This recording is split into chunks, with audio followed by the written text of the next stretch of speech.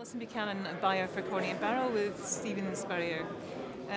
Steven, thank you very much for coming to the tasting. Steven is one of our best loved wine critics, and we're delighted to welcome to the Tower of London.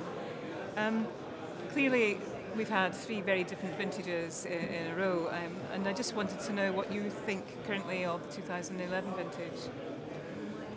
Well, I'm very pleasantly surprised. The whites have a lot of charm, they have a lot of white flowers, they're very floral. The use of oak, I think, has been quite quietened down because it's not a very strong vintage. And so the whites are showing really beautifully. Each appellation from Chablis right down to the Mâconnais are showing absolutely perfectly.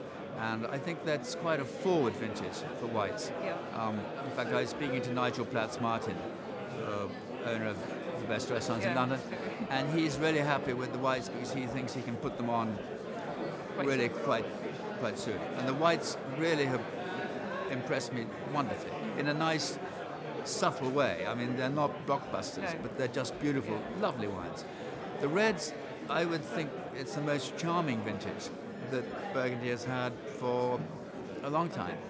And it's not robust like 2009, it's not firm and classic like 2010, and yet it's much better. The purity of fruit and the definition of the vineyards and the precision most of the time, and also a lower use of oak. I think people, with the exception of Domaine de Varrois, who I think have gone over the top a bit on oak, but the precision and the quality of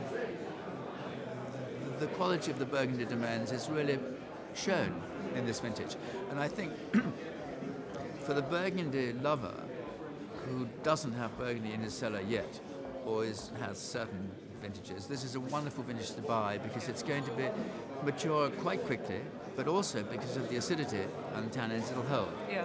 And so I think, I mean, even I'm buying some. I got lots of wines in my cellar, but even I'm going to have to buy some because I'm so charmed by the wines. I found lots of fun in sort of not so well-known appellations. And so one can play about a little bit because at that level they're very good value for money. Very good. I tasted some Osidores this morning. I tasted some Saint-Romain. There's very good Saint-Romain from Matro. Yeah, you're quite right. That's going to be fun.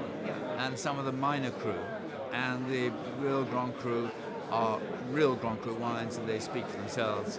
And but I think it's going to be a Burgundy lover's vintage, or it's going to be a wine lover's vintage, which I hope will convert people to Burgundy. Absolutely. Thank you very much, Steven. Thank you.